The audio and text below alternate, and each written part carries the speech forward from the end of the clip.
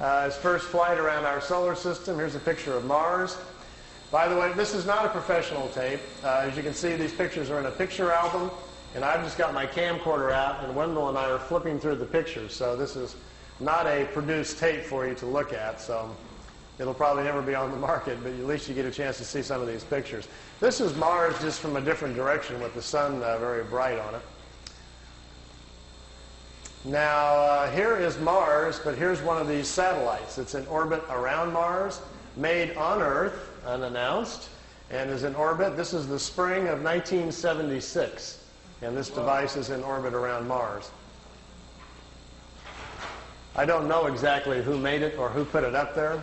Here's another one. This is Mars again, and here's the light panels, solar panels, and the satellite equipment in orbit around Mars again. This is a different one. This is a dust storm on Mars. Billy wanted to get close and try to take pictures of artifacts. You've all heard about some of the Sidonoplasma on Mars, about the face on Mars that Richard Hoagland and other people have been looking into. Billy published a paper back in the 70s talking about that. There was a race of people who lived on Mars. They had a terrible catastrophe about 186,000 years back. At the time, there was about 40 million people killed on Mars, and they're all gone now, of course. So there were societies there, and we will find quite a few remains of their civilization once we get up there. Here he's on board one of their large motherships. This is the side or the edge of a saucer that was parked inside as he was walking by it. Here's Jupiter. Here's the mothership in orbit. They're flying into it to go aboard. It was 17 miles high and about 10 miles in diameter. He spent 3 days on it. They went to different places in our galaxy to show him around. This was the craft that was right in front of them as they were flying into it. He took a picture of that one.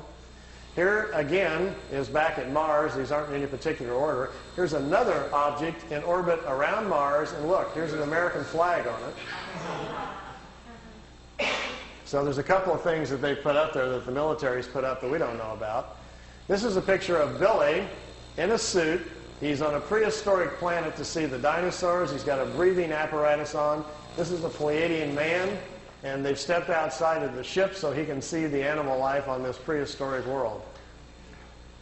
Got his picture taken, too. That's pretty good.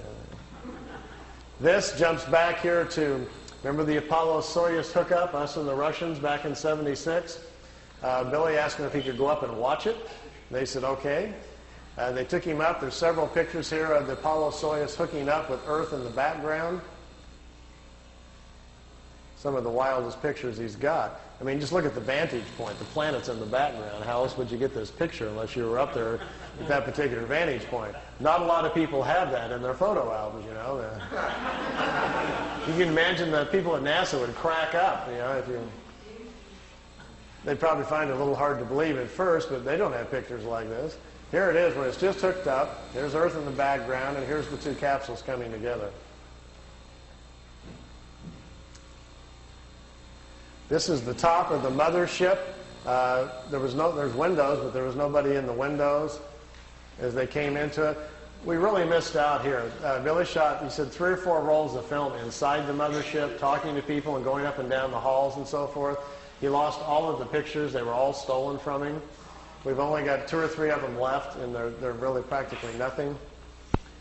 This is a prehistoric Earth. They're back in time. That's Earth in the background.